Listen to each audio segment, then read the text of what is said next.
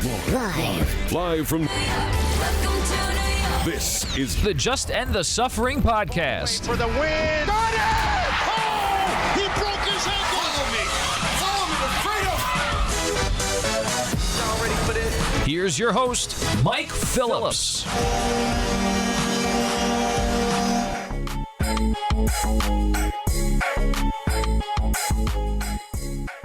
What is up, everybody? Welcome to the latest episode of the Just End the Suffering podcast, featuring New York sports talk from a long-suffering fan. I'm your host, Mike Phillips. I got a good show for you this week. Back to normal after episode number 100. Coming up today, we have a college basketball chat. I recently got to speak with Zach Braziller of the New York Post. Call up some of the big headlines around the world of college basketball. Talk some of the locals as well. That coming up with Zach in just a bit. Be sure you stay tuned to the end of the show. We're going to take a dip back into the world of Curb Your Enthusiasm. They had a Jets-themed plot point on last night's episode of the show. I'll be actually joined by Martino Puccio, who I broke down the premiere of Curb with. We are big Jet fans. This plot spoke to us. We have thoughts. That's coming up at the end of the podcast. But we'll get it all rolling with the season opening tip, where we take a look at some of the storylines surrounding the Mets and the Yankees in spring training. Right after this. I mean, last year, the Yankees were absolutely ravaged by injuries, and finally getting everybody back after an off-season, ready to go, was going to be, the real Yankees. And instead, Paxton going down, Severino going down, Judge, which at least Judge feels like it's day-to-day, but with the starting pitching of Paxton and Severino, that puts an enormous amount of pressure on Garrett Cole. Brian Cashman's proven that he can build a roster that can sustain, just like last year. They got to the World Series despite all those injuries. But before spring training even starts, to have two of your best starters already lost for a period of time is really scary. And I agree with you. It kind of feels like, wow, is this going to happen again to him? All right, we are back with this opening tip. You guys heard from last week's podcast, Damon Amendolara discussing New York Yankees injury woes, which at that time were limited to Luis Severino has issue with his elbow, and James Paxton was out for a couple of months. Aaron Judge is dealing with issues, but things have gotten much, much worse since then. Luis Severino out for the season now with Tommy John surgery. We don't know when he's going to pitch again, probably not for a year and a half, but big blow of the Yankee rotation. Paxton is out. Giancarlo Stanton now out for a while. Their right calf strain shut down. Probably not going to be ready on opening day. With his injury history, who knows how many games he's going to play. Remember, he played about 10, 15 games last year. Not a lot, for sure. Aaron Judge, now he's got groin discomfort in addition to the shoulder issue. And if you're a Yankee fan, you do have to kind of feel what DA is saying there a bit. Are we going through deja vu all over again? Is this going to be another year of, this guy is hurt, this guy is hurt, that guy's out 2 months, that guy's out 3 weeks? And you have to wonder, are the Yankees going to get that lucky again and have all these things break their way when they're missing half their team? I mean, last year, look at all the things you had right. Mike Tauchman came out of nowhere being a contributor. Luke Voigt stepped up, hit a ton of home runs. Gio Urshela came off the scrap heap, hit over 300, and played excellent defense at third base. You had great fill-in campaigns from guys across the board, but you expecting all that to happen again seems like a lot. Now, is this saying the Yankees are not going to make the playoffs? Absolutely not. They're still going to the playoffs. Are they still going to win the division? Yeah. I mean, look at the AL East right now. Baltimore's a dumpster fire. May not go 17-2 against the Orioles again this year, but they're still going to win a solidly 14 or 15 against the Orioles. Toronto's on the way up, but they still have issues. They still have maturing to do from that young lineup. The pitching, we have to see how it comes together with young Jinru and that group coming together. The Red Sox basically told you, we're taking this year off. We trade away Mookie Betts. We trade away David Price. We're going to write out some bad money, rebuild the team. That's the plan there. The Rays, yes, the Rays are pesky. The Rays are feisty. The Rays play the Yankees hard, but you look at this roster, even without Giancarlo, even without Aaron Judge for a bit, even without the two pitchers. Are you telling me the Yankees aren't going to win the American League East? With what they have, they still have plenty. It's not time to panic right now. I think what we can take away from here is that you should not be playing the over on the Yankees, which I think was too high to begin with. 102.5 wins is a lot in baseball. The Yankees won 103 last year with their whole team basically hurt. You're asking them to do that again with no guarantees of repeat performance, and that's asking a lot. Now, is this team going to win at least 95? Sure. They get the playoffs? Absolutely. But you have to be concerned a little bit and say, you know what? If all the injuries start piling up again, does this sort of take away our aura of invincibility a little bit and lower our potential just a bit? Because the Yankees still have pitching questions now. The opening day rotation at the moment, and you have Garrett Cole and Tanaka at the top, which is great. J.A. Happ, who most Yankees wanted to trade, are not happy they did not. He's the 3. You got those 2 taken care of. And then you have Jordan Montgomery back in as the 4. And the 5 is some combination of either Luis Sessa, Michael King, Clark Schmidt, an opener. I mean, that will get you by in the American League. Because the American League is garbage. But if you're getting to the postseason, you need a deeper rotation than that. Now, Paxton should be back probably by the end of May, early June. That will help. You may have to go trade for a starter. Who knows you're getting out Domingo Germán, who was suspended for the first 2 months of the year, was wearing down at the end of last season before he got the suspension. Pitching's still an issue for the Yankees. They still have question marks. They are still going to the playoffs. I'm not saying it's time to panic, but the injuries are definitely worth monitoring. I think it's just, these things don't go away that fast. It's the same group of players who basically changed the training staff. And Aaron Judge now has gotten hurt on a regular basis. Giancarlo's gotten hurt on a regular basis. Severino has been hurt multiple times. Paxton had an injury history before he came to the Yankees. And now you're hoping for different things with these players. Doesn't work like that. You're going to have to live with the injuries. They have a deep enough team to be able to get around it. But it's something to keep in the back of your mind when you're sitting here in August and you're wondering, are these guys going to be healthy and ready to go for the playoffs? Because that's what matters for the Yankees. It's all about the wins they have to get in October. We know they're going. We know Garrett Cole's going to be a massive help once they get there, but this is about this regular season for them is meaningless. They could win 92 and get in. They could win 116 and get in. If they don't take the trophy home in October, it means absolutely nothing. Meanwhile, we go to the other side of Florida for a little. We'll go to Met camp for a little bit. And the Mets, interestingly, I'll say they're pretty healthy. They've had a couple of minor dings and things along the way. I mean, Jed Lowry's got a massive knee brace, but so far so good. Yoenis Cespedes working his way back, hitting bombs in spring training practice, but yet to play in a game as of recording. Brandon Nimmo, J.D. Davis, a couple of day-to-day things, but if you're a Met fan, I think you're quietly encouraged by this group because, I mean, they have depth at starting pitching, which I like. They have 6 starters. I will get to the starter play in a minute, I promise. I have thoughts on that. They have a deep, everyday lineup, and they have potential kingmaker, Yoenis Cespedes, because people forget this at Yoenis because he was hurt so much. He's missed a lot of time, but when he plays, they win. And they win a lot. As much grief as he gets for the stuff with the boar and the cars and the heels and all that, they don't win that 2015 pennant without Yoenis Cespedes. They don't make the wild card run in 2016 without Yoenis Cespedes.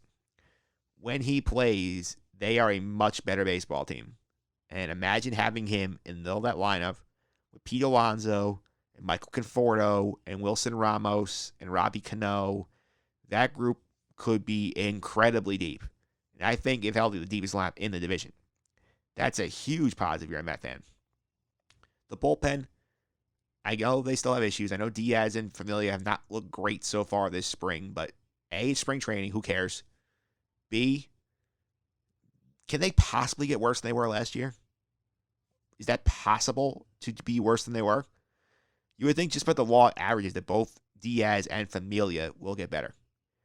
I have more faith in Diaz because the metrics tell you last year that, he should have been a lot better than he was. He still struck out 99 batters last year. He still had great stuff, but I think he was a guy who was more affected by the wacky baseball and not be able to grip the slider, and that led to the surge in home runs. I think if they fix the baseball, and so far it seems like it's going in the right direction, I would not be shocked if he has a good year this year. Familia, I have more questions about because with him, it's a matter of like commanding the sinker, which has always been a bit of an issue for him in the walks. I mean, he's in better shape, but that's the cliche. It's like, I don't know how many times you go to spring training, you hear, he's in the greatest shape of his life. He's going to be so much better now. And then they're not. I'm not so unfamiliar. Betances will be huge for that bullpen. I think in depth in general is going to be huge for this team. It's just they have options. If things don't work, they can go to more guys. And the bullpen, they have a bunch of arms. They have 6 capable starters right now. They have a deep lineup. The thing I'm worried about, though, this plan with the 5th starter thing, which if you have not heard, this story came out last week in the New York Post, that the Mets are toying with this idea of trying to reinvent the wheel at the 5th starter. As you know, they have the top 3 is set with Jacob deGrom, Noah Syndergaard, and Marcus Stroman. Okay? Rick Porcello is the 4 because he can't work in relief. He's durable. He throws innings. And you figure, okay, he's a good year, bad year guy. Last year was a bad year. This year should be a good year. Your 5 spot comes down to either Steven Matz or Michael Wacha in theory. But the Mets are thinking about doing things a little differently. According to Mike Puma at the Post, they're talking about having this idea where they do the 5th starter based on matchup. So if they have a lefty-heavy team coming in, they'll start Steven Matz. Righty-heavy team, Michael Wacha. The opener is possible as well. Maybe they're talking about throwing Robert Gesellman or Seth Lugo at start of games and following it up with Matz or Wacha. And the idea has merit based on the way they structured Michael Wacha's contract. I mean, Wacha has these weird incentives in the deal where he gets points based on like 3-inning plus relief appearances or certain amounts of starts. And those earn points and those earn him more money. I mean, in theory, this sounds like a sabermetrics person's like dream. They're like, cool, we can manipulate matchups. We can put our guys in the positions. In theory, it's not bad. The issue you deal with this system is human nature, the egos, the whole idea of like, I'm a starter, I have a routine. I do not want my routine disrupted. Imagine telling a starting pitcher, okay, this week you're starting, next week you're coming in after the opener, 2 weeks from now you're working out of the bullpen, and then you're starting again. What pitcher is able to get in a rhythm like that? That takes conditioning from like the minor leagues to be more versatile like that. Asking established major league pitchers to do that is asking for trouble. And I think they're going to have a problem with Michael Wacha with this specifically because every time Michael Wacha speaks to the media, he says, I'm a starter. I've been told I was starting. I plan on starting. Michael Wacha is not going to be thrilled if Luis Rojas walks out to him and says, hey, you're coming in after the opener today. Next week, you're going to be the 5th starter. Next week after that, you might be in after Matz. Who knows? This thing, I don't think it's sustainable long term. I think the Mets have to try not to reinvent the wheel here and just kind of make a choice and say, okay, Steven, Michael, you two are going to battle for the job. Whoever wins makes the rotation. Whoever does not is pitching along out of the bullpen. Now, most of the time, these situations tend to resolve themselves. I mean, the Yankees at the beginning of this year would have said, oh, we have too many starters, and all of a sudden they need starting pitching. The Mets have 6, so they would like to be able to have to make a choice between Steven Matz and Michael Wacha, but reality says something's going to happen. Somebody's going to have a sore arm and miss 2 weeks. Somebody's going to, pull a hamstring, miss a couple of weeks. The Mets last year, you look at their rotation, they were remarkably healthy. They got basically 30 starts out of every spot if you combine Marcus Stroman and Jason Vargas as the 5th starter. That's almost unheard of in baseball. The odds of that happening again are slim. So you will need both of them to start at some point. I would not try and shatter either's confidence with this wacky idea. I would just stick with something simple. Pick a 5th starter. Ride it. Not rocket science. We're not trying to reinvent the wheel here. Starting pitching is important. Starters need reliability in their routines. unless you're the Rays and you're conditioning your pitchers to behave this way, don't mess with your starters' routines. Give them set roles and move on. We'll keep an eye on the baseball as spring training progresses. But up next, time to talk some college basketball with Zach Braziller. I spoke with him towards the end of last week. This is before some of the big St. John's upsets. This is before Iona gets referenced, before they lost to Niagara over the weekend. So that stuff may be not as up to date as I would like. Just want to throw that out there as a little disclaimer. But I think it's a valuable conversation. I think there's a lot of good stuff in here. So sit back and enjoy our conversation with Zach Braziller right after this. Here comes Duke. He's got a timeout left. Stanley Smart right there. That foul. There it is. Carey, pump fake, blocked underneath by Huff. Up with the block shot. He did it again. The smell of the W. This is his 10th block of the night. There's Carey. I thought he had himself a layup, but Huff says no. All right, we are back here on the Just End the Suffering podcast.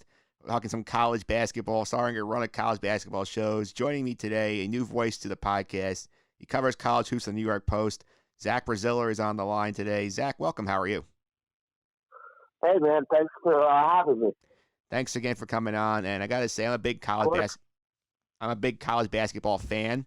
And I have to say, I love the parity this year. I love the fact that anybody can beat anybody. It makes it so much fun. So what do you think about this parity this year?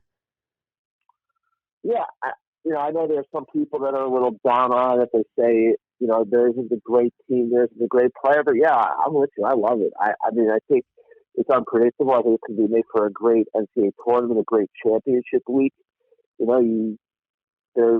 There really isn't. I know people are really high on Butler and Kansas right now, Baylor and Kansas right now, but I don't think there's one team that if you told me they didn't make the Final Four, that would surprise me. And yeah, I think it's great. I wrote a while ago that it's like the opposite of college football, where everyone just knows who's going to be in the playoff, and to have the opposite, where it's just, to me, there's so much up in the air, it just adds so much interest, to March, which is obviously the month that everyone loves. Yeah, I love my March as well. We're getting ready for college basketball. March Madness coming up. Conference tournaments coming up soon. And what do you think? I mean, as we said, there's a lot of great teams. Who do you think is the best team you've seen so far this year? If we're talking about live, obviously I was at the Champions Classic. Kansas was very good. Duke was very good that night. But it was so long ago that it's hard to me, Kansas, I watched them the other day in Baylor. They looked nothing like the team I saw back in early November. I think Steve Hall's very good. I think Creighton's very good. I think Noah's very good. I've obviously seen those teams live. I've watched some of San Diego State. I think they're a very good team. But as far as UNLV, I love the way they defend. I think Gonzaga's very good when you look at their size and their talent level and just how disciplined they are. I think there's a lot. There are probably 8 to 10 teams that could win it all, which is, to me, it's going to make March great, because it's just going to be so up in the air and so much uncertainty, which is, I think, what most people love about this sport. Yeah, you mentioned there's 8 to 10 teams could win it all. I think you can even see like up there to 20, 25. You could make a case and make the Final Four, which I think is almost unheard of.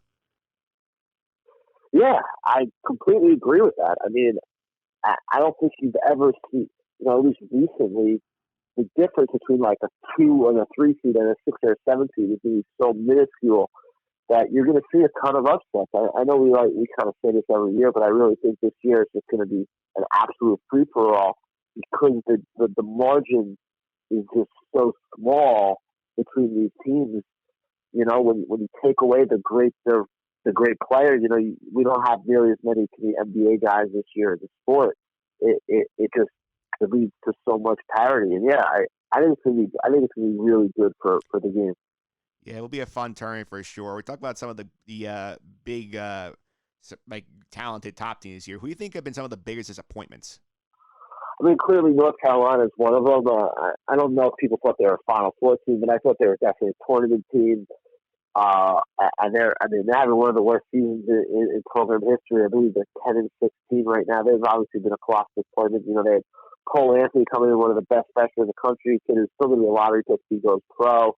They've obviously been a major disappointment. Texas is another team people thought they'd be better. I thought they would be a tournament team, and now this could be it for Shaka Smart if he doesn't finish really strong and somehow get into the tournament. VCU was a team I thought that people had as a preseason top 25 team. Now it looks like with the slide they're on, that they have to win the A-10 to get into the tournament.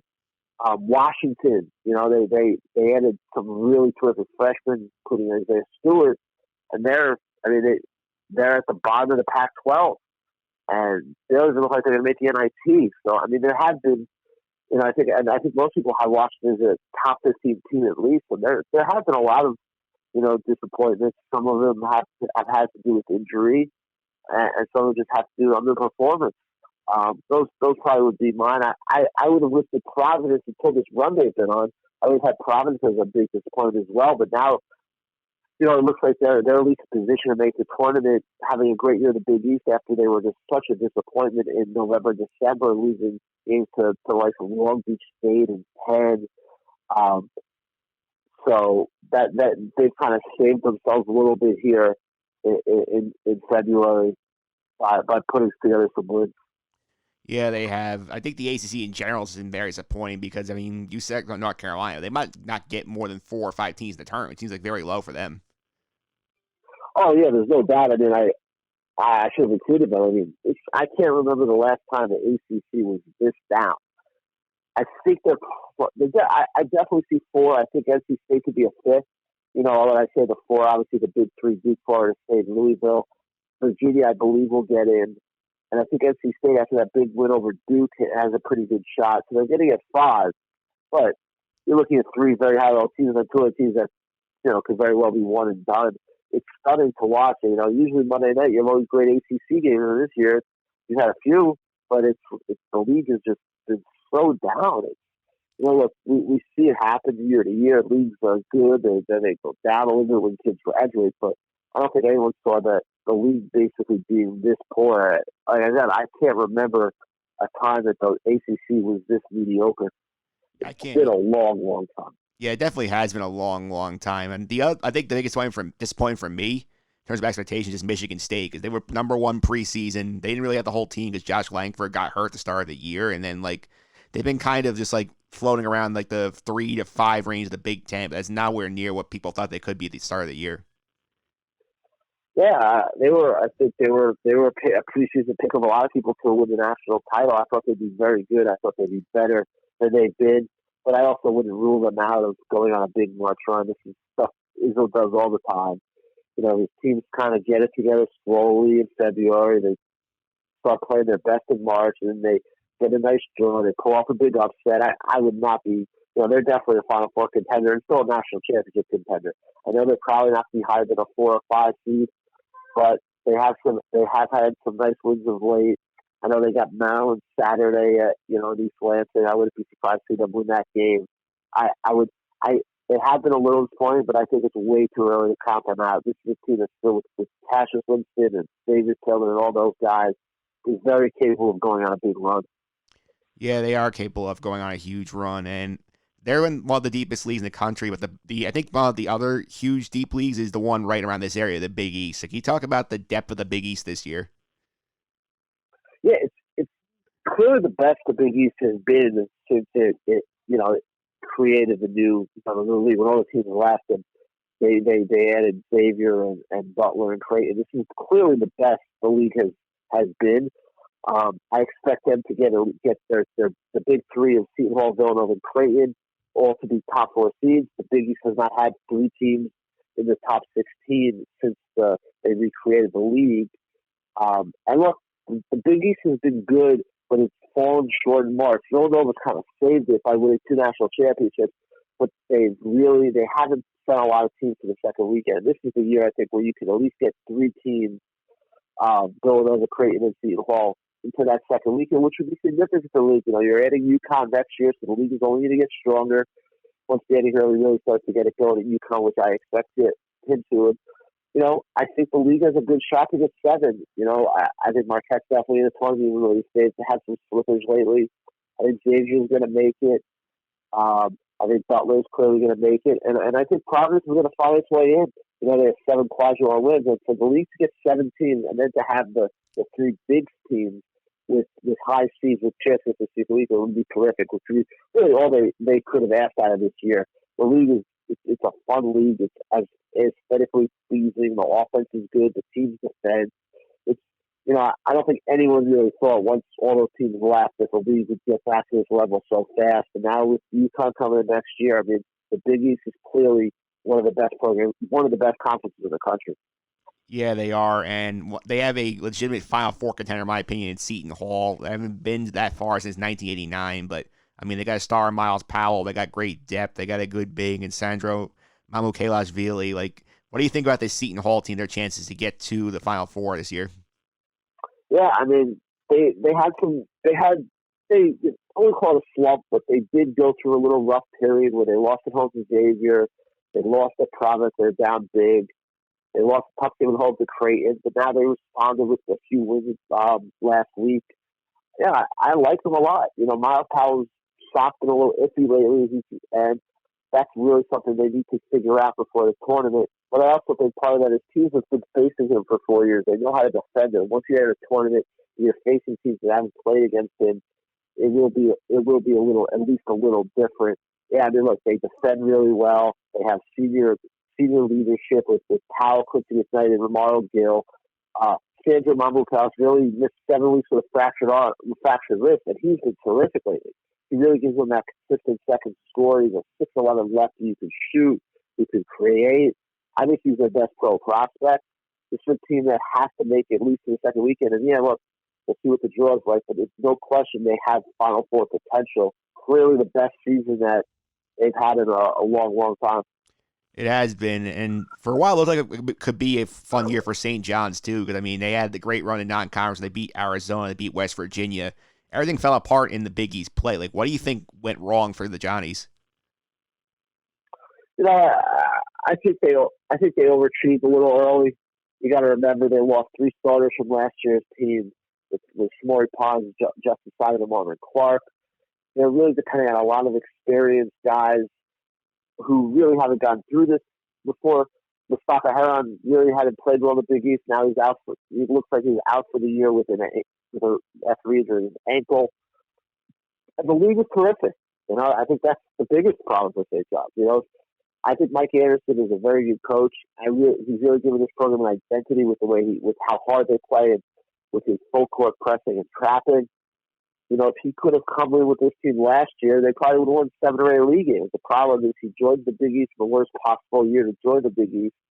I have, St. John's fans have to be patient. I have complete confidence by year 3 they'll be a good team. They'll be knocking on the NCAA tournament door. I just think expectations are a little too high when they had the 2 nice non-conference wins. The league was just too good this year. They had a makeshift roster they had to put together late, and when you're in a conference as good as it was this year, that's just not going to work.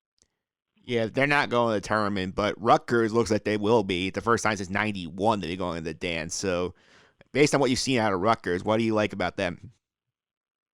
Look, they really defend. Steve Pikiell's obviously a very good coach. Phil Baker has hit some huge shots, but the one thing they can't win away from their building. They have 1 win away from the rack at Nebraska, which is one of the worst Power 5 teams in the country. The schedule the rest of the way is very difficult. I've said it for a few weeks now. I think they're going to be in Dayton for the first 4. I think the committee is going to say, look, your resume is decent, you have some really good home wins, but this problem of yours that you can't win away from your building is an issue. So you got to prove it to us that you deserve to be the main draw. So go to Dayton and win a game to kind of earn your way in, because look, the NCAA tournament's not played at the rack. The Rutgers have to win away from their building. If I'm in that committee, I worry like, they push the tournament. You guys, what makes us think you guys are going to perform when you haven't been able to win on the road, and now they've lost a few in a row here? I think they need to win at least 1 more game to get to Dayton. I think 2 more so you get to the main draw. So, I think Rutgers fans are getting a little uneasy here. They're used to so much failure. They're kind of thinking this this could be a collapse. I don't see it quite as it's that bad. I think they'll find their way in, but I think they're going to be amazing. Yeah, that would be interesting to see what happens with them there. Another team before we get to, I think, another team in the local area. They're probably not going to the dance this year, but what do you think of UConn this year? I know last year in the AAC before they head to the Big East again. Yeah, I'm a little disappointed. I thought they would be a little better. I didn't think they'd be a tournament team, but I thought they would at least be kind of in the mix, and they're clearly not there yet. It's obviously it's going to take a little longer for Danny over at UConn to get it going. Now, they do have one very good bright spot. James Bouknight, his freshman wing, looks like he's going to be an absolute star. You know, he's going to be one of the best players in the Big East next year. He's terrific. He's really come on as this season's gone on, and they have been better. They've had some nice wins. They beat Memphis. So they beat Tulsa. They have shown some signs. And look, Danny is a terrific coach. I have no question he's going to get that program turned around. It just might take maybe a year or two longer than everyone hoped for. But there's no doubt they're going to be a lot to deal with in the Big East in the years to come, and it's going to really improve that conference, which is already pretty good. Yeah, it has been pretty good, and we all talk about the big guys in March, but the real stars of the tournament, in my opinion, are the little guys, the mid-majors, who can come in and make some noise. We have some interesting mid-majors in the area. Anybody catching your eye right now, teams that you think could be interesting to watch? They go through their conference tournaments. Yeah, I mean, if we're talking local, there's no doubt Hofstra is clearly the best mid-major in this area. I don't even think it's close. Now, they're 2 up in the CAA with 2 games to play. They're going to win that league for the second straight year. It's funny, it's the year after they lose Justin Rice Foreman, who was one of the best mid-major players in the country, just a terrific college player. And here they are headed back to win another league title, and I think they're going to get it done this year. I think they're better defensive than they did. They're more balanced last year. They were just so dependent on Rice Foreman. And this year, whether it's the short Bowie, it's Eli Pemberton, it's Isaac Conte, they have a lot of weapons. Tariq Coburn, they really have a lot of options. And this year, the conference tournament's not only down south in Charleston, it's in Washington, D.C., which you would think maybe more of their fans can get to. I think they're going to finally get in, which it would be 19 years the last time they went dancing. I think this is really the time, and I think they're going to be tough to match up with. They're a very good offensive team. They play 4 out. They can really shoot the 3. They're not going to be an easy team to beat in the tournament either. No, they're not. And I might be a little biased. I've seen a lot of their games this year because of this league, but I think they're not going to be a high seed in the tournament, whoever comes out of the Metro Atlantic. But like that league, top to bottom, is very competitive. I mean, 1-7 as of day of recording. It's separated by about like 3 games. Yeah, look, I mean, Iona's really come on. You never count them out. They won 5-6. They had a great comeback against Ryder, down 5 with 30 seconds left. I know Tim Poose is on the sideline, but Arnold's done a terrific job keeping that team together when it looked like it could really splinter. They could kind of, fall to the bottom of that league. No one's going to want to see those maroon jerseys up in Atlantic City. Yeah, it'll be fun. Zach, thanks for all the time today. I really appreciate it. Before I let you go, how can people follow you on social media and keep up with what you're doing in the Post? My Twitter is nypost_Brazil. That's nypost_BRAZILLE. I'm on Twitter a lot, as my wife could attest to, and I definitely will respond to you as long as it's civil and it's respectful, and even if it's a little insulting, I usually respond to at least once. So, feel free to ask me anything and to reach out to me if you want. Yeah, and Zach actually recently got shouted out by Iron Eagle during the Seton Hall St. John's broadcast, so his name's getting bigger. Thanks, and yeah, my boss sent me the link, and I was going to go ahead and put it on Instagram, and Iron Eagle's the best. Guy's an absolute legend. Yeah, he is. Zach, thanks for all the time today. I really appreciate it. No problem, man. Have a good one, all right?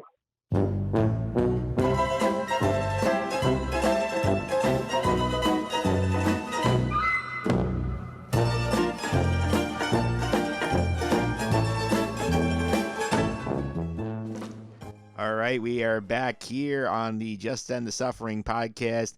A little bit of an unexpected side tour here back into the Curb Your Enthusiasm world. Well, welcome back to the podcast first. The official Curb Your Enthusiasm correspondent and fellow suffering Jet fan, Martino Puccio. Martino, welcome. How are you? Hey, Mike. Thanks for having me on. I really love doing this all the time, and that was a great episode that embodies what it's like to be a Jets fan and the impact they have on you. Yeah, just to offer a little scene setting here, we did the premiere of Curb Your Enthusiasm, I think, back in January on the podcast. We are going to do the finale, but the day before recording, a tweet came out from ESPN's Jet reporter, Rich Samee. You said that the Jets were going to have a big part in the Curb Your Enthusiasm episode that aired on Sunday, March 1st. We said, we'll watch this. We'll see. We have to make a call. And then, oh boy, we had to get on this. Yeah, and we were just saying before we went to record this that we didn't think it would be this big of towards the plot line because the second they mentioned Le'Veon Bell at the table when they first go to the restaurant where they had Nick Kroll, by the way, who I love. He's one of my favorite comedians. I just couldn't stop laughing because then they were making all the references. And when Larry was sitting at the widow's house talking about how he hasn't enjoyed a football season since 1969, I can agree with that only because I've been alive since 1995 and I don't think I've ever fully, truly enjoyed a football season except maybe once, maybe one of those Jets AFC Championship game teams. But that's it because it still doesn't result in anything. So, yeah, I totally agree with everything. All right, now we've given you a little bit of subtext, but we're going to throw the good old spoiler warning up.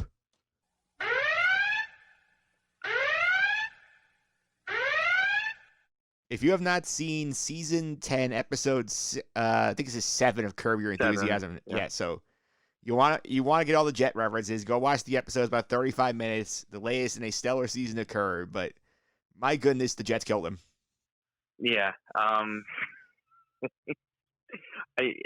I mean, look, I was cracking up when, I mean, it's a horrible thing that like happened within the show, but it's just so funny. It's absolutely like unbelievable, like how it honestly perfectly encapsulates everything it's like to be a Jets fan. That there's just so many situations that you could point to over the course of time that they don't make your life better. You know, like watching the Jets on Sunday isn't enjoyable. It's not something that you really look forward to because there's lots of different. Yeah, and I also like the reference to the Knicks a little bit. That was pretty funny. I don't relate to that as much, but I'm sure you do more so. Oh yeah. But yeah, I mean, look, you couldn't write it up any better. And then the whole Austin Seferian-Jenkins touchdown with a fumble out of the end zone, I believe it was. Forget what year. I think it was 2018, maybe 17. 17. Yeah. So I mean that too against the Patriots, and it was really funny how like Jeff Garland was just trying to, well, not Jeff Garland, well, Jeff in the show was just trying to tell him, he's like, the expectations just aren't the same like the Patriots, you know. Yeah. And it's true to an extent, but that still doesn't, account for how awful and painful it is to just root for them. Yeah, so to reset here, the beginning of the episode starts off with Larry, Jeff, Richard Lewis, and their friend Carl, like playing golf.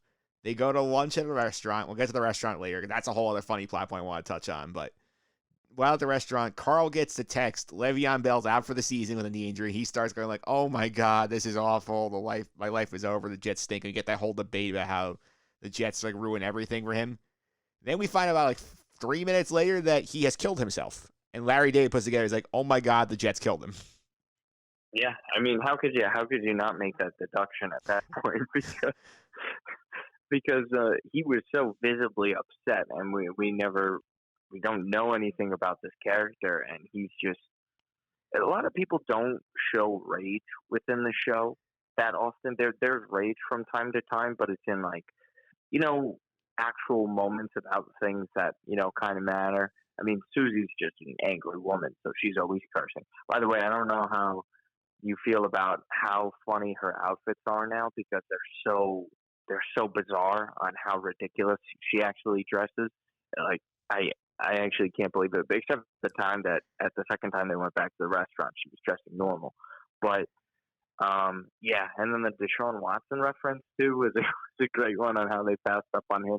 I'm kind of disappointed though Larry didn't go with the Lamar Jackson one, because the story goes, I don't know if you know or if some fans know, he had an interview with Michael Kay before the season started, the Curb Your Enthusiasm season started. And he was talking about how he gave a phone call to Mike McCagnon to come and draft Lamar Jackson. And he said, Larry said that Mike McCagnon just gave him kind of a condescending answer. Like, oh, yeah, we'll look into that for sure. Yeah, like, what the hell is he talking about? Like, he knows anything. Obviously, Lamar wins MVP. So, yeah, I mean, again, it's just, I don't know, it's just great. I just loved it. And I don't know if you're a Jets fan, I think you'll like it a lot more than if you're not a Jets fan, because I think it's easier to have the understanding and the sympathy to relate to it. So yeah. Yeah, plus, like, LD, he's a huge Jets fan. He's getting all the references in there. Like, I mean, I never in my life thought I'd hear Austin Safarian Jenkins referenced in pop culture. Especially in a Curb Your Enthusiasm episode where, in reality, they don't even talk about sports that much. This might be one of the few times that even references liking the Jets outside of this, because I know he might have said something about Joe Namath, because Joe Namath he's been embedded in pop culture for decades. He still is to this day. But you're right. I mean, no one, Austin Safarian Jenkins, like, he could have gone a bunch of different ways too, right? I mean, all those missed kicks in the playoff game against Pittsburgh, losing the Mud Bowl. Darl Mono. Yeah, the Mono thing is definitely, the butt fumble. How about the butt fumble? I mean, come on, that thing was played on repeat. It still is to this day a reference, a point to what it's like to root for them. So yeah. Yeah, I thought that was definitely a lot of fun. You got all the good references in, and I do have to say, I mean, you're right. Not a lot of sports references on Kurt. I mean, we had the Mookie Bill Buckner plot a couple of years ago. We had Joe Pepitone jersey. We had Shaq getting tripped by LD back in season 2, I think that was, and like that's really it for Kurt. So for him to go full New York sports references on a HBO episode, it airs nationally, very bold. Yeah, who knows? Maybe it'll reverse some kind of curse, like Larry's trying to exorcise some demons. He's trying everything he can to maybe change the Jets' fortunes. I that's probably not what he was thinking, but who knows? I mean, look, I like how it gets brought to the forefront about how suffering it is to be a Jets fan, right? To play into the name of this podcast. I mean, we root for you actually root for all the three really tough teams in New York at this point, right? Knicks, Mets, Jets. Doesn't get tougher than that. You can argue the Jets just the way they just go about things and how simply really nothing can go their way, even though it's impossible for them to like mess up, right? Like the Mets have success. It's just a couple of things preventing them, right? The Knicks are just straight up bad. But it's like the Jets have opportunities to be good, and it's just they always try to find some way to just absolutely ruin it, and they feel the consequences of it for like a decade, and it just doesn't stop. And it's really just, it perfectly encapsulates it, because like I'm only 24, right? I can't even imagine being a Jets fan at Larry David. Like 1969 was it. Like that's it. Nothing's even close to it. A couple of AFC championship games. I think they've lost like 5 in a row. Because it's terrible. Like how could you enjoy it? It must be really difficult to do that over the course of 5 decades. Yeah, this is definitely cathartic for LD. Just he's like, you know what? Like the Jets drive me crazy. I'm gonna make the Jets a plot point in my show and just air it out for the entire world to see. Yeah, I mean, look, and it's probably one of the better seasons, like Jets seasons, to follow up and have this episode for, because it's really fresh in your mind about how disastrous they are, right? Like being the only team to lose to the 1-15 Cincinnati Bengals, the Mono situation, the C.J. Mosley injury, Kelechi Osemele's situation too. I mean, even this past decade was one of the worst to ever root for the Jets for, and they were saying this was probably the worst one to root for the Jets in since the 1970s. So, I mean, it goes that far back, and it's been that bad for this long now. Yeah, I can only imagine what the mood was like in Florham Park tonight with this episode airing. I mean, yeah. Look, I know they say any PR is like good PR, But this doesn't help the Jets' reputation, right? Like, this only further cements them that they can't get out of their own way. They're always the butt end of a joke, and we get it. Like, he's a comedian. Like, comedians will do it for all their teams, but at the end of the day, the jokes just always go against the Jets, and the Jets are always at the end of it. Besides, like, maybe the Browns or the Lions, but they're not as big or as in a big enough market to get the same kind of like attention that they do. But yeah, man, I mean, this is one of the things I could definitely laugh at when it involves the Jets and me not being angrily laughing. Like this was a good, funny, lighthearted laugh, not a God damn it, like this sucks, like the Jets are awful again, like, but you can't help but laugh, kind of laugh. Yeah, you definitely can't help but laugh. I thought it was just perfectly like encapsulated, and as you pointed out, the name of this podcast, folks, you can figure out where it came from. I still can't get over it. It's honestly perfect. Yeah. Just end the suffering. Just end the season with the Jets.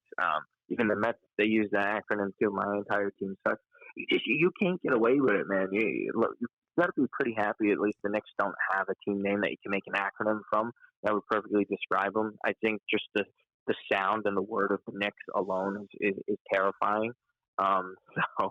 So that, yeah, it's great. I'm actually happy for you personally that it's so dead on and it's right on with your brand. Yeah, right when Larry said the line too, they just bring so much suffering. Like, bing, we're doing this tonight. Yeah, I just had to text you. I try not to like text. I like people to watch all this watching a show when it's like live TV, but I just couldn't help myself. Like I had to be like, Mike, this is unbelievable. It's so perfect.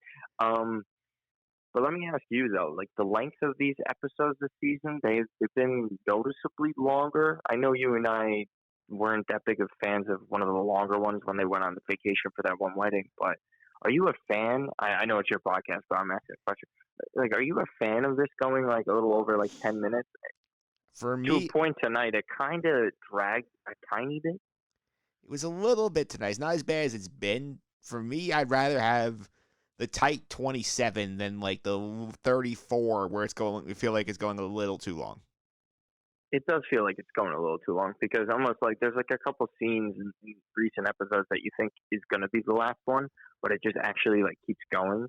So, yeah, I don't know. I really like this season now. I kind of thought one of the episodes was mediocre, but overall, I mean, it's been great. And you're right, by the way. You have to give credit to yourself because I remember you were the one thinking that Mocha Joe was going to be one of the season-long plots, and it ended up being that. So you're dead on.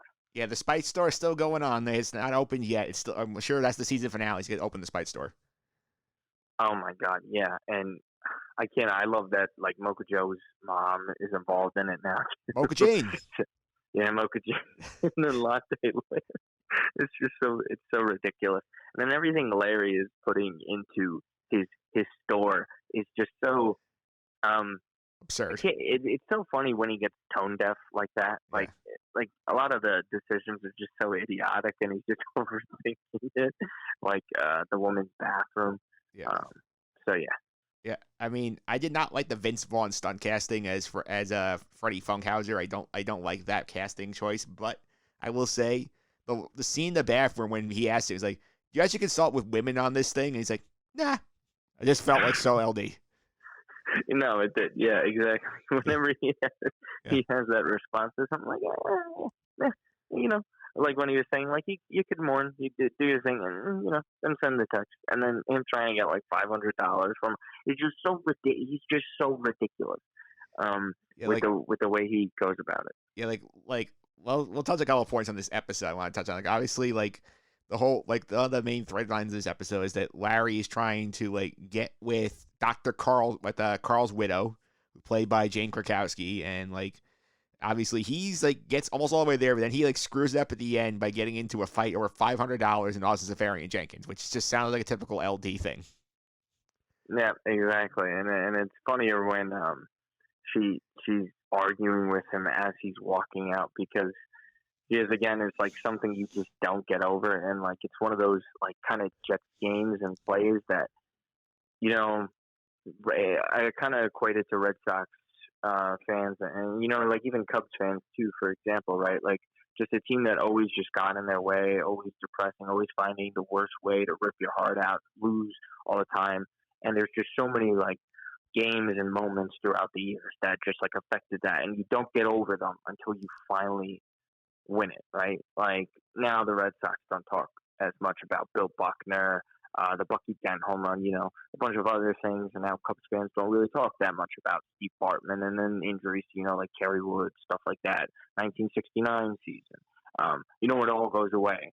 But for the Jets, it's just like, it's a never-ending cycle of, and at the end of the day, you don't see the light at the end of the tunnel. And that's just me personally. No, I want to get your opinion here before we get to the point of how Larry blew this. Great, like, what was your take on Larry's approach to this whole situation of like him just saying, you know what, like she doesn't need them more. I'm gonna make a move right now. Yeah, no, I get where he's coming from, right? Because he doesn't. I don't think he like cares that much when it has to do with that kind of stuff. Because like he was kind of open originally to Ted dating Cheryl, right? Like he wouldn't care. He didn't care that much. Like, even if he's divorced to her, it kind of violates the bro code, quote unquote, right? Like you don't even like that's one of your close friends. You don't start dating their ex-wife. Like that's ridiculous. For him, it wasn't that close of a friend, and she's like widowed now. It's a little different. So I'm not surprised that he took the approach. I just think it's funnier how he fumbled the bag like he did. Yeah, I also thought it was funny when we're in the car driving home to the funeral. He's like freaking out like a high schooler over the text, like she texted me back. Yeah, I kind of get it because Jeff and Richard were both like downplaying this situation and kind of like you got no shot and doubting him. And then when it was a miraculous like that and he was right, like he did pick up on some signs. She wasn't just being kind. Like it was a victory for him that he hasn't felt in a while. So I thought it was hilarious. Yeah, the text message part is just really funny to see a 7-year-old like freak out over. Yeah, that was funny for sure. I do think I also number one you brought him up before. Like I love the league. I was so happy to see Nick Kroll on this episode, and like I thought the whole ugly section of the restaurant thing I think was actually a very hysterical point. That was I mean Nick Kroll's reaction. When he was like, oh, what about if we could go sit on that side? He was kind of like, like he didn't want to admit that it's ugly here, good looking there. It was kind of like, okay, yeah, I have to think of something quick on my feet to come up with a good explanation for this. And yeah, it was great. Also, the bathroom attendant thing. It's funnier because I had my mom's surprise 50th birthday party last night. We had it at a venue where one of like the bathrooms was like one of those nice bathrooms where they had the bathroom attendant. And I was like the only one in there at the time, and they had like no music playing. It's like very quiet. It's just awkward. You don't want them in there. I agree with Larry. Like you just get out. I don't like feeling obligated to tip someone after I wash my hands. Doing something that I should be doing anyways. Like, I don't want to give $2, $3. Like I don't have enough money as it is. I don't want to give it to a guy that's there hearing me go to the bathroom. But that's just me. That's one of the things I agree full on with Larry with. Yeah, I do think also they make good use of like the league alumni on this show. I remember a couple of years ago they had the guy who played Kevin on the show. They've had I think Mark Duplass has been on the show. Like they've done a good job. They had Kevin's wife used to be the mail lady that Larry was dating. Yeah. She was the mail carrier. And then I forget how their relationship ended, but it was a few seasons back, so it was pretty funny because she was in there too. Yeah, that is a good point. I didn't notice that about it. It was a great plot point, and I also want to bring up another great thing here with I think the doctor's son was also hysterical. Oh yeah. Oh my God, the son of a doctor. That at the end of the scene, at the end of the episode, was like it was fantastic how he just runs up like that, because there's been running jokes on the internet about like people like doctors on planes and stuff like that, but Larry's point about Louis Armstrong's kid playing the trump. It's like the perfect analogy. I didn't think he was that ridiculous in saying that he didn't want to be diagnosed by the son, because he's right. He's not a freaking doctor. Like, let's be serious here. He just knows a lot from like his father. So Yeah. I mean, the whole diagnosis thing, Yeah. and consultation. Yeah. Yeah, so to set that all up, it all starts because most of the episode Larry has a rash on his neck, and they did a great job making it like really obnoxiously noticeable, this rash. And like they set him up, like he's interviewing the doctor's son for a job at Latte Larry's, and he's like, "Oh, you have acute dermatitis. It's like you should get this to treat it." He's like, "I don't want your medical advice. You're not a doctor." And then like the doctor diagnosed him later. He's like, "Oh yeah, he had the exact same diagnosis I did." Yeah, no, exactly. Yeah, and he said he had the same exact diagnosis, and then he's just like sitting there, like, okay, maybe he's got a point, maybe he does know what he's talking about, but then I love, even at the end when someone's life is on the line, he still just makes it a point, to kind of just be like, I was right, like this kid's not a doctor, like he's not gonna save this guy, you know what I mean? And then Nick Kroll's face at the end of it was even funnier because he's like, to me, I don't know if I read that wrong, but to me, he was kind of happy that an ugly person was choking on their food or something, or that's kind of the way I looked at it. So yeah.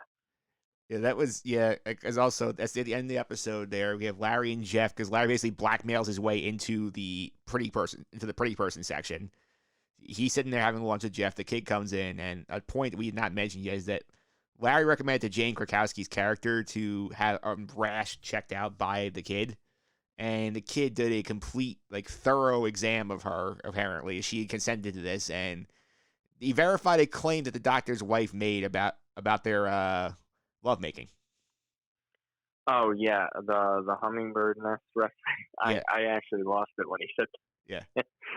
I couldn't stop laughing at that. That was just hilarious. And even Jeff's thing at the funeral. This one, magical 6 months. And then I thought that was just like, it's just a great, like, witty, funny line.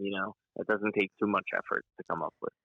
No, it doesn't take too much effort to come up with, for sure. I thought that was a great ending to that episode. I hope we see this kid stick around for the Spite Store opening. Oh yeah, I mean, how could you not? I think it'll maybe have one more part in it. I believe it'll probably go to 10 episodes this season, right? I'm not really sure. I think it's 10. Yeah. So there's still another 3 episodes that we're gonna see. So maybe he gets involved in that. I would assume it have to do when the coffee shop opens. But for me, I'm still waiting. I'm kind of like on the edge of my seat each week on when they're going to reference Marty Funkhauser, because we obviously seen Freddie Funkhauser played by Vince Vaughn. So I'm really curious. I want to see how they approach this and how they address it. Yeah, one thing I also want to bring up to you, like, is it just me, or like, does it bother you that they're having so many like instantly like recognizable famous people just playing like random roles on the show this year? I don't think it's that crazy. I think it's weird when they don't have them play themselves, if that's what you mean. I think it's like a little odd, you know what I mean? Because there's some, like, Vince Vaughn not playing himself is kind of hard for me. Like, I guess Vince Vaughn doesn't exist in like that Curb universe. And also, again, to bring it back up, that reference point, he was a horrible casting for Freddie Funkhauser, right? Yeah. Like, you would think if you're getting someone's relative of someone that they would be similar to the actual character. Like, he didn't resemble anything remotely of what Marty Funkhauser was, right? Like, unless they like said his name, like, there's nothing about him, looks, personality. He was nothing like Marty Funkhauser, and I think you're right on that. It was kind of weird. But the John Hamm thing, we could see how it goes. But yeah, hopefully, it feels like every week there's somebody big. Like, you mean like the week like they had Vince Vaughn's character first debut. They had him there. They had like Isla Fisher playing the fake crier, the crying actress. They had Clive Owen playing himself. It's like there's no rules about who actually plays themselves, who plays a character. Yeah, no, exactly. Yeah, it's funny to me, and And you know what? They do a good job. Maybe they view it as like they want to get on the show. They've had like a few famous, like recognizable actors. Like that guy that was the bathroom attendant today. He's been in stuff before. I don't know his name. I know it's escaping my mind. He was in like State Farm commercials in the past where he's like screaming at Rogers, Rogers when he has the cheese head on. I don't know if you recognize him from that, but I remember him from that. So like they get people. It's kind of like Seinfeld a little bit. Like they get like Bryan Cranston was on Seinfeld at one point. Like they've had like people that maybe were not as famous at the time, but then I think it's great. And even Wanda Sykes back in the earlier seasons they used to have her. Yeah, I miss Wanda Sykes. She hasn't been on in a while. Yeah, no, and that's something I miss too because she just always added to the show and loved going after Larry. She reminded me of Susie, but much funnier because Susie's just a vulgar person that just hates Larry, but like kind of loves him like a brother at the same time. So yeah. Yeah, the one other thing I want to get your opinion on before we wrap this up. Who drives you more nuts, in my opinion? I don't think either of these guys are like great like versions of themselves in the show. Richard Lewis or Ted Danson? Oh, that's a good question. So I said it when the first time we did a podcast on the show that my opinion changed over the course of time because Curb has been on for almost 20 years, right?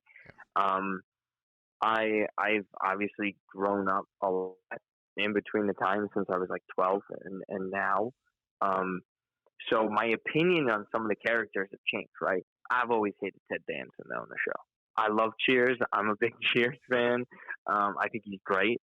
But Ted Danson's character, he just drives me nuts. And mostly it's because of the whole Cheryl thing.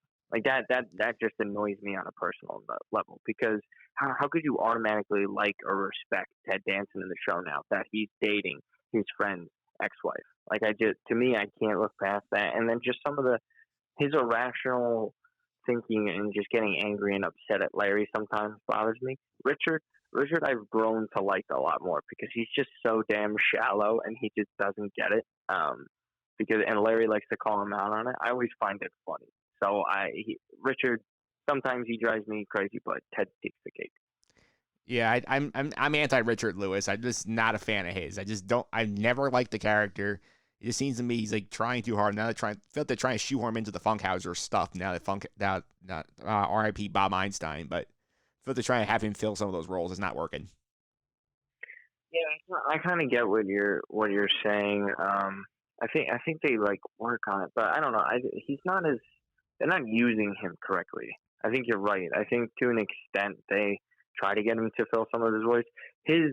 Richard's best stuff is when he has like a new girlfriend or love interest involved, right? Like single Richard isn't that fun or funny to me. He's just kind of there. He's like, Larry's old friend from back in New York that was also a comedian, but maybe not as successful, but they love and respect each other and keep each other within the same circles. But Richard, to me, and he looks very old. He looks sickly in general. So he doesn't have a lot of energy and spry to him like Larry has, and even Jeff and others. I can see where you're coming from. Yeah, I'm looking forward to seeing this season wrap up in a couple of weeks. And don't forget, the Jets kill Carl. Yeah, the Jets did kill Carl. Hopefully they don't drive any other fans over these next few years to do that because I don't know how much more certain people can take. All right, Martino, I want to thank you for coming on right after the Curb episode. This was a lot of fun. It was a lot of fun just to laugh at how miserable the Jets have been over our lifetimes. Yes, and I think Larry kind of just speaks for everybody. It's like when someone just like gives a speech and they're like speaking for you.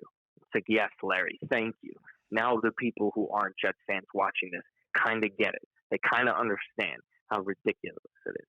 We might not want to drive ourselves to the point of Carl, but we've thought about it, and a few of us have.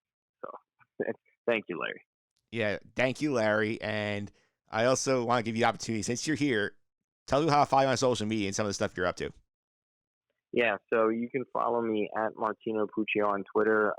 Really just doing a lot of soccer stuff now over at Sports Grid. They have me with my own show there.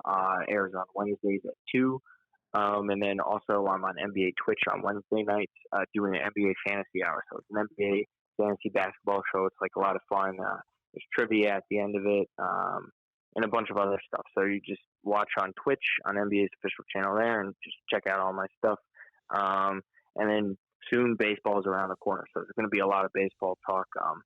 You'll see me, Mike, and Will probably going discussing things on Twitter as the season goes on because I'm kind of a little excited for it. I won't lie. Actually, I have some decent expectations, but I think that's just the Mets pulling me in again.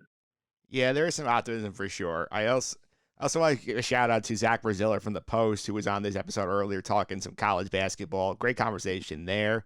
If you want more good stuff like this podcast, including actually Martino, you know that I wrote for the blog is he actually wrote a Jet offseason preview, so there's actually even more fitting timing this episode. That's so fantastic. Yeah, I mean, free agency is like right here too. It really kind of just snuck up on you, and we were also discussing it earlier today, I believe, with some of that Jack Conklin stuff. But yeah, man, I mean, this is really an interesting off season for the Jets because we finally get to see what this heralded young GM and Joe Douglas is all about. Yeah, we'll see about that. For more on that, you can check out the blog over at justendthesuffering.wordpress.com. People who want to subscribe to this podcast, they can also check that out on iTunes, Google Play, TuneIn, Stitcher, Spotify, and I actually started uploading episodes to YouTube of late. So this episode will be going on YouTube shortly after it comes out. Oh, that's fantastic. You got to get pictures of LD and some of the Jets moments over the part. You got to get a screenshot of this Strahan Jenkins fumble. That would be perfect. It would be perfect for sure. You can follow Martino at Martino Puccio. You can follow me on Twitter at mphillips331. That's MPHILIPS331. You can see my great curb tweet, which has since I put this out right before we started recording. I've already gotten 3 comments, 4 retweets, and 14 likes on it about Larry David talking about the Jets on Curved. Did you really? That's fantastic. I gotta check that. Yeah, that's now 4 retweets. There you go. The Mocha Joe, like when you didn't mention that Mocha Joe liked your tweet a few weeks ago. Yeah, friend of the podcast, Mocha Joe. Maybe we should reach out to Severio Garris if he wants to talk to us in the Curve finale. I think you absolutely should. I bet he will. Yeah, he seems to be a big fan of fan engagement, so you never know. Maybe we'll get lucky talking to him on our Curve podcast. Sure. Sounds good. Best of luck with that. Yeah, and I think after this episode, I think we have to say the hashtag for the podcast is magical. Yes. That's exactly right. They hashtag magical. I'm on board with that. I agree. Yep. Hashtag magical for this podcast. You made it to the end of the show. Next week on the podcast, I'm doing a special Big East tournament preview. I have our good friend Troy Morial is going to be on the podcast. He's going to talk some St. John's basketball. I actually have a guy coming on who does student radio for Seton Hall. We'll be talking to him as well, and working on a big guest for the Big East tournament. That will be fun. That's coming up next week. But until then, I hope you have a better week than Luis Severino.